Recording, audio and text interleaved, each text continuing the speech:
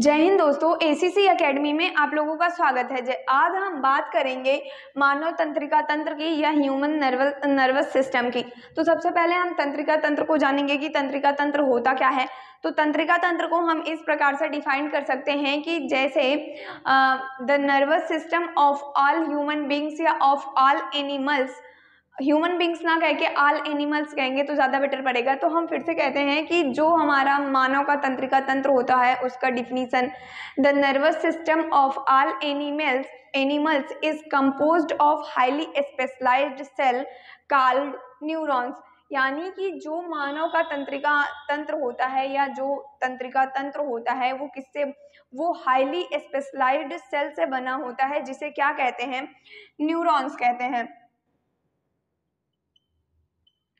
जिसे क्या कहते हैं, न्यूरॉन्स कहते हैं। न्यूरॉन्स मतलब क्या होती हैं, न्यूरॉन्स मतलब ये जो न्यूरॉन्स होती हैं हमारी, न्यूरॉन्स को हम कह सकते हैं तंत्रिका।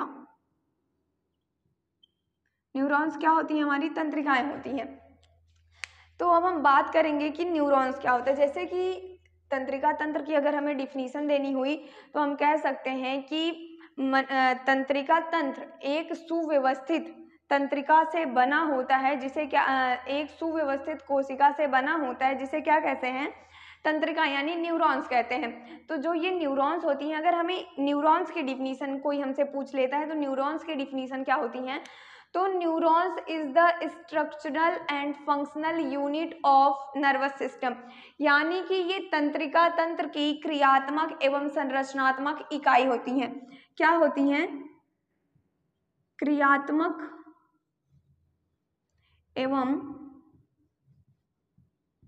संरचनात्मक इकाई होती हैं। जैसे कि आप लोगों ने सेल की डिफिनीशन तो पढ़ी ही होगी। सेल की डिफिनीशन, जैसे कि आप लोगों ने सेल की डिफिनीशन पढ़ी होंगी, तो सेल की डिफिनीशन क्या होती है कि जैसे सेल की डिफिनीशन क्या होती है, cell is the structural and functional unit of body. तो ऐसे ये भी होता है कि जो न्यूरॉन्स होती हैं, neurons is the structural and functional unit of nervous system. तो अब हम बात करते हैं कि मानव तंत्रिका तंत्र के पार्ट के बारे में। यानी कि मानव तंत्रिका तंत्र दो भागों में बटा होता है।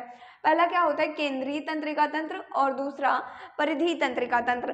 केंद्रीय तंत्रिका तंत्र को हम सेंट्रल नर्वस सिस्टम कहते हैं और परिधीय तंत्रिका तंत्र को हम पेरीफेरल नर्वस सिस्टम कहते हैं। पेरीफेरल नर्वस सिस्टम को हम पीएनएस लिख देते हैं शॉर्टकट में, और केंद्रीय तंत्रिका तंत्र को हम सीएनएस यानी सेंट्रल नर्वस सिस्टम लिख देते हैं शॉर्टकट में। तो केंद्रीय तंत्रिका तंत्र हमारा दो पार्ट में डिवाइड होता है, पहला मस्तिष्क, दूसरा मेरुरज्जु। मस्तिष्क को हम ब्रेन कहते हैं और मेरुरज्जु को हम स्पाइनल कॉर्ड कहते हैं, जिसके बारे में हम आगे डिटेल से पढ़ेंगे। अब और परिधीय तंत्रिका तंत्र के अंतर्गत हमारा क्या आता है, तंत्रिकाएं आती हैं। वो तंत्रिकाएं जो मेरुरज्जु और मस्तिष्क के बाहर होती हैं, जो मेरुरज्जु और मस्तिष्क के बाहर होती हैं। जैसे कि जो हमारा ब्रेन होता है, ब्रेन के बाहर 12 पेयर नर्व्स पाई जाती हैं, और जो हमारा स्पाइनल कॉर्ड होता है, स्पाइनल कॉर्ड के बाहर 31 पेयर नर्व पाई जाती हैं। तो ये जो नर्व्स होती हैं वो किसके अंतर्गत आएंगी, पेरीफेरल नर्वस सिस्टम के अंतर्गत आएंगी। तो पेरीफेरल नर्वस सिस्टम दो पार्ट में डिवाइड होता है। पहला क्या होता है, ऑटोनॉमिक नर्वस सिस्टम, और दूसरा सोमैटिक नर्वस सिस्टम। तो जो ऑटोनॉमिक नर्वस सिस्टम होता है इसको स्वायत्त तंत्रिका तंत्र कहते हैं, और सोमैटिक नर्वस सिस्टम को क्या कहते हैं, ऐच्छिक तंत्रिका तंत्र कहते हैं। तो जो हमारा स्वायत्त तंत्रिका तंत्र होता है, यानी कि ऑटोनॉमिक नर्वस सिस्टम, स्वायत्त मतलब होता है अपने आप चलने वाला, जिसके ऊपर हमारा कंट्रोल ना रहे, स्वतः मतलब उसकी इच्छा से, जिसको हम इंग्लिश में कहते हैं ना कि ऑटोमेटिक। ऑटोमेटिक मतलब कि स्वतः चल रहा है, उसमें हमारा कोई नियंत्रण नहीं है। तो इसलिए हम इसको क्या कहते हैं, स्वायत्त तंत्रिका तंत्र, और इस पे हमारी इच्छा चलती है, इसलिए हम इसको क्या कहते हैं, ऐच्छिक तंत्रिका तंत्र। अब हम एग्जाम्पल लेते हैं, जैसे कि स्वायत्त तंत्रिका तंत्र, जैसे कि हमारा हार्ट बीट चलता है यानी कि हमारा दिल धड़कता है, तो हमारे दिल धड़कने पे हमारा कोई कंट्रोल नहीं है, हम उसको रोक नहीं सकते। अगर हम उसको रोकेंगे तो क्या होगा कि आप सबको पता है, कल्याण। तो उसके बाद क्या होता है कि ये जो ऐच्छिक तंत्रिका तंत्र है, ऐच्छिक तंत्रिका तंत्र में हमारा कंट्रोल रहता है। जैसे कि हम उससे गुस्सा हो गए हैं तो हमें उससे बात नहीं करनी है, तो उस पर हमारा कंट्रोल है कि हम उससे बात नहीं करेंगे। फिर अब हम यहाँ पे देखते हैं कि जैसे हम सांस लेते हैं, सांस लेने में हमारा कोई कंट्रोल नहीं है। सांस हम अगर थोड़ी देर के लिए हम कंट्रोल कर सकते हैं, थोड़ी देर के लिए। अगर हम थोड़ी देर के लिए अपनी सांसें रोकते हैं तो उसके बाद क्या होता है कि हमारी सांसें बहुत तेजी से आने जाने लगती हैं। तो ये क्या है, स्वायत्त तंत्रिका तंत्र के अंतर्गत आता है। और हम फिर बात करें कि आज हमें भोजन करना है या नहीं करना, आज हमें वहाँ जाना है या नहीं जाना है, आज हमें ये काम करना है या नहीं करना है, तो इस पे क्या होता है कि ये हमारी ऐच्छिक तंत्रिका तंत्र के ऊपर निर्भर करती है। जैसे कि आज हमें पढ़ना है कि नहीं पढ़ना, हमारा मूड हुआ तो हम पढ़ेंगे, नहीं हुआ तो नहीं पढ़ेंगे। तो ये हमारा किसके ऊपर है, ऐच्छिक तंत्रिका तंत्र के ऊपर है। और फिर ये स्वायत्त तंत्रिका तंत्र के ऊपर, जैसे कि जिस पे हमारा कोई कंट्रोल नहीं है उसको हम क्या कहते हैं, स्वायत्त तंत्रिका तंत्र। जिस पे हमारा किसी भी प्रकार का नियंत्रण नहीं है, जो जिन क्रियाओं पे हमारा किसी भी प्रकार का नियंत्रण नहीं है, वो क्रियाएं हमारी स्वायत्त तंत्रिका तंत्र के अंतर्गत आएंगी। और जिन क्रियाओं पे हमारा नियंत्रण है वो क्रियाएं ऐच्छिक तंत्रिका तंत्र के अंतर्गत आएंगी। अब हम बात करेंगे स्वायत्त तंत्रिका तंत्र की। तो स्वायत्त तंत्रिका तंत्र दो पार्ट में डिवाइड होता है, अनुकंपित तंत्रिका तंत्र और परानुकंपित तंत्रिका तंत्र। यानी अनुकंपित तंत्रिका तंत्र को सिंपैथिक नर्वस सिस्टम कहते हैं और परानुकंपित तंत्रिका तंत्र को हम पैरासिम्पैथिक नर्वस सिस्टम कहते हैं। तो इसको हम क्या लिख सकते हैं, अनुकंपित तंत्रिका तंत्र को हम क्या कहते हैं, सिंपैथिक नर्वस सिस्टम यानी SNS कहते हैं। और इसको क्या कहते हैं, पैरासिम्पैथिक PNS कहते हैं शॉर्टकट में। लेकिन PNS का मतलब होता है परिधीय तंत्रिका तंत्र और SNS का मतलब होता है कि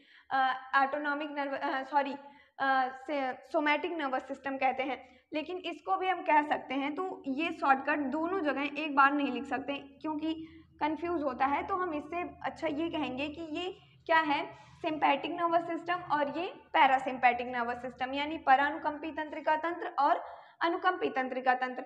अब हम बात करेंगे कि ये जो परानुकंपित तंत्रिका तंत्र और अनुकंपित तंत्रिका तंत्र क्या होते हैं। अनुकंपित तंत्रिका तंत्र मतलब कि जो कंट्रोल में रहे, और परानुकंपित तंत्रिका तंत्र क्या होता है, जैसे कि अनुकंपित तंत्रिका तंत्र की बात करें, अगर अचानक से हम डर जाते हैं, अचानक से आप लोग देखे होंगे कि जब अचानक से डरते हैं तो कभी कभी रोंगटे खड़े हो जाते हैं, तो किसके अंतर्गत आ रहा है, परानुकंपित तंत्रिका तंत्र के अंतर्गत। और फिर क्या होता है कि हमारे पसीने भी छूटने लगते हैं, वो भी परानुकंपित तंत्रिका तंत्र के अंतर्गत आता है।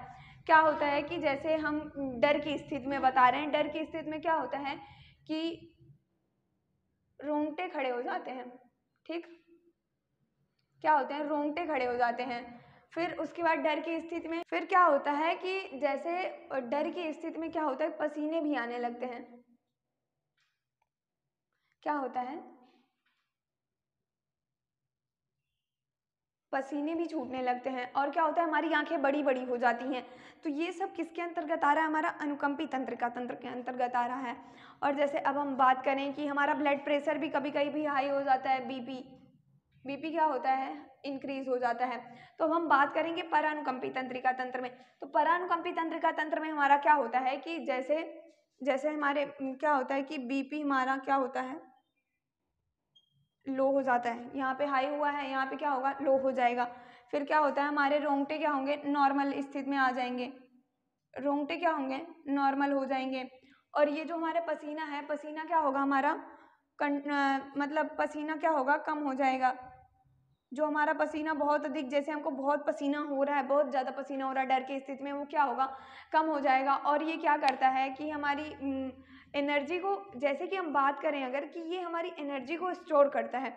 एनर्जी को स्टोर करने का मतलब कि जैसे पसीने आ रहे हैं तो हमें बहुत ज़्यादा डर लग रहा है, तो इसमें क्या हो रहा है, हमारी एनर्जी बहुत ज़्यादा लॉस हो रही है और रोंगटे खड़े हो जा रहे हैं। तो इस स्थिति में ये हमारी एनर्जी को कंट्रोल करता है, ताकि जब कभी हमें अचानक से या डरावनी स्थिति ऐसी आए तो वो एनर्जी कहाँ पे यूज़ हो सके, परानुकंपित तंत्रिका तंत्र में, जिससे हम वहाँ से तुरंत रिएक्ट कर सकें। जैसे कि अचानक से आपने देखा कि आपके सामने सांप आ गया, आप ऐसे रास्ते में जा रहे हैं धीरे धीरे, अचानक से आपने देखा कि सांप आ गया, आपकी आंखें क्या होंगी, बड़ी बड़ी हो जाएंगी, आपको डर लगने लगेगा। तो वो क्या होगा कि वो किस तंत्रिका तंत्र के अंतर्गत आ रहा है, अनुकंपित तंत्रिका तंत्र के अंदर। आपके रोंगटे खड़े हो जाएंगे, अगर आप बहुत ज़्यादा सांप से डरते हैं तो आपके रोंगटे खड़े हो जाएंगे, आपकी आंखें बड़ी बड़ी हो जाएंगी, आपका पैर वैर कँपने लगेगा, आपको पसीना भी आने लगेगा। तो ये सब होता है। और ये जैसे फिर क्या होगा कि ये तुरंत मैसेज कहाँ देगा, ब्रेन को देगा, और मैसेज तुरंत डायरेक्ट अनुकंपी तंत्रिका तंत्र के अंतर्गत आएगा और वो क्या होगा कि आपका पैर पीछे हटेगा या आपके हाथ को इंडिकेट करेगा कि आप डंडे से उसे क्या करें, सांप को मार दें। तो ये सब किसके अंतर्गत आ रहा है, अनुकंपी तंत्रिका तंत्र के अंतर्गत आ रहा है। एक बार आपको फिर से बताएं कि जो हमारा मानव तंत्रिका तंत्र होता है वो दो पार्ट में डिवाइड होता है, केंद्रीय तंत्रिका तंत्र, परिधीय तंत्रिका तंत्र। और फिर परिधीय तंत्रिका तंत्र के अंतर्गत हमारा तंत्रिका आती है और ये केंद्रीय तंत्रिका तंत्र के अंदर हमारा मस्तिष्क और मेरुरज्जु यानी ब्रेन और स्पाइनल कॉर्ड आते हैं। फिर परिधीय तंत्रिका तंत्र दो पार्ट में डिवाइड होता है, ऐच्छिक तंत्रिका तंत्र और स्वायत्त तंत्रिका तंत्र। स्वायत्त तंत्रिका तंत्र वो तंत्रिकाएं होती हैं जिसपे हमारा कोई भी कंट्रोल यानी नियंत्रण नहीं रहता, और ऐच्छिक तंत्रिकाएं ऐसी तंत्रिकाएं जो हमारे कंट्रोल में रहती हैं, यानी कहने का मतलब कि ऐसी क्रियाएं जो हमारे कहने से या हमारे कंट्रोल में होकर रहती हैं वो क्या होती हैं कि ऐच्छिक तंत्रिका तंत्र के अंतर्गत आती हैं। फिर हम बात करेंगे कि ऑटोनॉमिक नर्वस सिस्टम दो पार्ट में डिवाइड होता है। पहला क्या होता है, सिंपैथिक नर्वस सिस्टम, और दूसरा पैरासिम्पैथिक नर्वस सिस्टम, यानी कि अनुकंपी तंत्रिका तंत्र और परानुकंपी तंत्रिका तंत्र। तो ये अनुकंपी तंत्रिका तंत्र में क्या होता है कि कभी डर की स्थिति में जो अचानक सी क्रियाएं होती हैं, डर की स्थिति में जो एकाएक क्रियाएं होती हैं, अचानक वाली क्रियाएं होती हैं, वो किसके अंतर्गत आएंगी, अनुकंपी तंत्रिका तंत्र के अंतर्गत आएंगी। जैसे कि रोंगटे का खड़ा होना, पसीना आना, ब्लड प्रेशर का इंक्रीज होना, फिर आंखों का बड़ा होना, और फिर कभी कभी आंसू भी निकल जाते हैं, इतना ज़्यादा डरते हैं। फिर सांसें भी बहुत ज़्यादा जल्दी जल्दी आने जाने लगती हैं। तो वह सब किसके अंतर्गत आएंगी, अनुकंपी तंत्रिका तंत्र के अंतर्गत। और परानुकंपी तंत्रिका तंत्र के अंतर्गत हमारी सामान्य वाली स्थिति, जैसे कि ब्लड प्रेशर हाई हो रखा है तो फिर यहाँ पे नॉर्मल होता है, तो वो किसके अंतर्गत आएंगे, परानुकंपी तंत्रिका तंत्र के अंतर्गत आएंगे। अब हम आगे एक फिगर के माध्यम से हम अपने न्यूरॉन्स को समझेंगे। जैसे कि जो हमारी न्यूरॉन सेल होती हैं, न्यूरॉन सेल को शरीर की सबसे लंबी कोशिका कहा जाता है। शरीर की सबसे लंबी कोशिकाएं कौन सी होती हैं, न्यूरॉन सेल होती हैं। जैसे कि अब हम बात करें कि ये हमारा एक न्यूरॉन सेल का स्ट्रक्चर है। न्यूरॉन सेल में न्यूरॉन सेल तीन पार्ट में डिवाइड होता है। पहला सेल बॉडी, दूसरा डेंड्राइट्स, फिर तीसरा क्या होता है एक्सॉन। तीसरा क्या होता है, पहला होता है सेल बॉडी सेल होता है, पहला क्या होता है, बॉडी सेल होता है। दूसरा क्या होता है, डेंड्राइट्स होते हैं। तीसरा क्या होता है, एक्सॉन्स होते हैं। ठीक, अब हम बात करें कि अगर जैसे कि जो हमारी सेल बॉडी होती है, सेल बॉडी में क्या क्या पाया जाता है, जैसे कि साइटोप्लाज्म, ये क्या है, साइटोप्लाज्म। फिर क्या होती है कि साइटोप्लाज्म में और क्या पाया जाता है कि ये जो निसेल्स ग्रेन्यूल्स होती हैं, निसेल्स ग्रेन्यूल्स होती हैं। ठीक, और फिर हम बात करें कि इसमें मेलिन शीथ पाया जा रहा है, एक्सॉन पाया जा रहा है, नोड ऑफ रेनिवर पाया जा रहा है, सेल बॉडी पाई जा रही है, न्यूक्लियस पाया जा रहा है, डेंड्राइट्स पाई जा रही हैं, और फिर क्या होता है, सिंपैथिक नूब्स होती हैं। तो अब हम बात करेंगे कि जो ये हमारी डेंड्राइट्स होती हैं, डेंड्राइट्स क्या करती हैं, डेंड्राइट्स इम्पल्स को किधर ट्रांसफर करती हैं, सेल बॉडी की तरफ।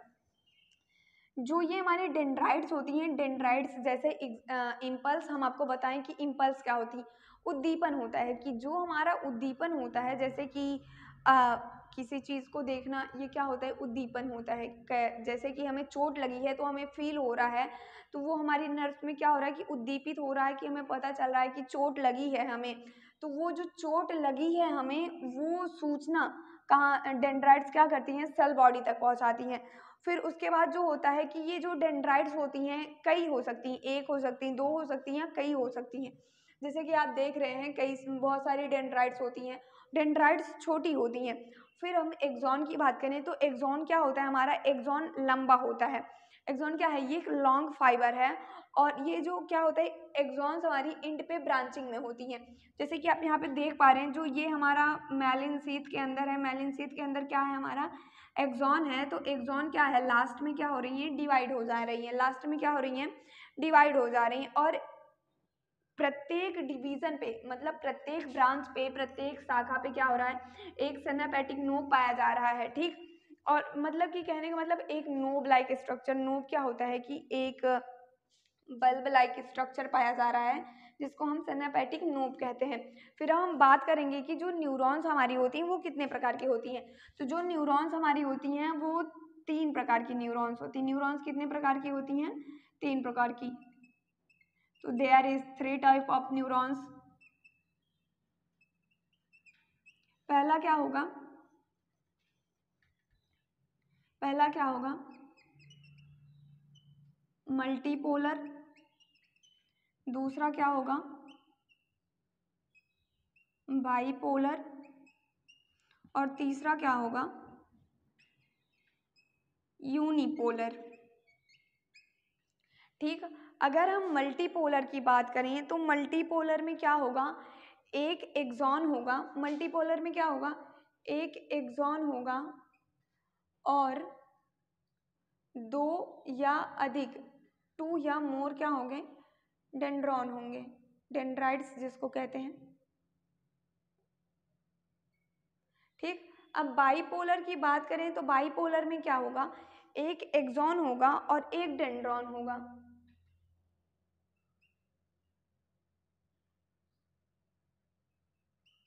एक एक्सॉन और एक डेंड्रॉन।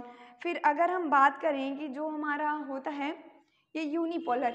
यूनिपोलर में क्या आएगा? सेल बॉडी आएगी। यूनिपोलर में क्या होगा कि सेल बॉडी आएगी और फिर एक एक्सॉन आएगा। जैसे कि अगर आपको न्यूरॉन्स का स्ट्रक्चर दिख रहा है जिसमें एक एक्सॉन हो और 2 या 2 से अधिक क्या होते हैं? डेंड्रॉन होते हैं, उसको क्या कहते हैं? मल्टीपोलर कहते हैं। फिर बाइपोलर की बात करें कि बाइपोलर में क्या होता है? एक एक्सॉन होता है और एक डेंड्रॉन होता है।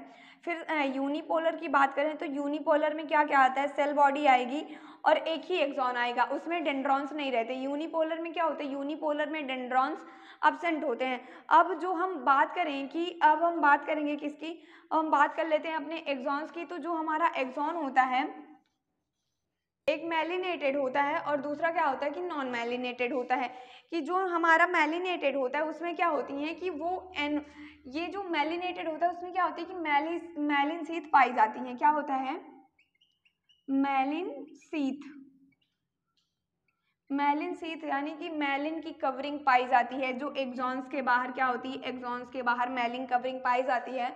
और जो नॉन मैलिनेटेड होते हैं, जो नॉन मैलिनेटेड होते हैं उसमें मैलिन शीथ नहीं पाई जाती है।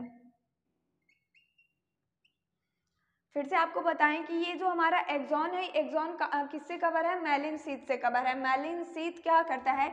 एक्सॉन को प्रोटेक्शन देता है। कि जैसे कि हमारी डेंड्राइट से यानी डेंड्रॉन से क्या होती हैं? इम्पल्स आती हैं। कहाँ आती हैं? सेल बॉडी पे। फिर सेल बॉडी से कहाँ जाती हैं?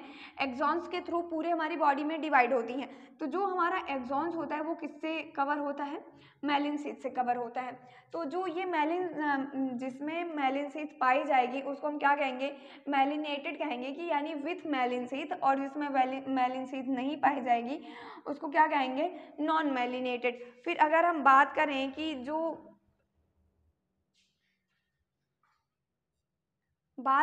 हमारी नॉन मैलिनेटेड शीथ होती है, जैसे कि हमने जाना कि जो हमारा ऑटोनॉमिक नर्वस सिस्टम यानी स्वायत्त तंत्रिका तंत्र और फिर उसके बाद ऐच्छिक तंत्रिका तंत्र होता है, उसमें हमारी नॉन मैलिनेटेड शीथ पाई जाती हैं। क्या पाई जाती हैं? नॉन मैलिनेटेड शीथ हम किस में पाई जाती हैं?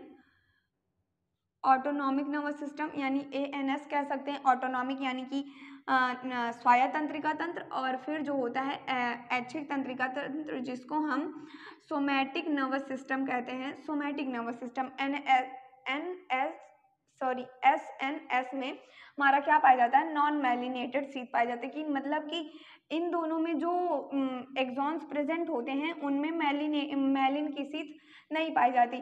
फिर ये जो हमारा होता है कि मैलिनेटेड जो होता है कि वो क्या होता है कि वो स्पाइनल कॉर्ड और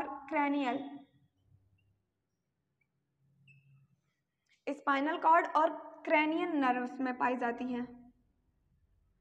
आपको बताएं कि जो स्पाइनल कॉर्ड और क्रैनियल नर्व्स होती हैं, कि जो स्पाइनल कॉर्ड क्या होता है, हमारा मेरुरज्ज, जो मेरुरज्ज होता है उसमें जो न्यूरॉन्स पाई जाती हैं उसमें क्या होता है कि मैलिन शीथ पाया जाता है। और जो हमारी क्रैनियल नर्व्स होती हैं, जैसे कि क्रैनियल किसको कहते हैं, जो हमारा ब्रेन होता है, ब्रेन को हम क्रैनियम कहते हैं। तो जो ब्रेन में जो नर्व्स पाई जाएंगी उनके न्यूरॉन्स में क्या होगा कि उनके न्यूरॉन्स में जो एक्सॉन प्रेजेंट होगा उनमें क्या होगा कि वो एक्सॉन मैलिन शीथ से कवर्ड रहेगी।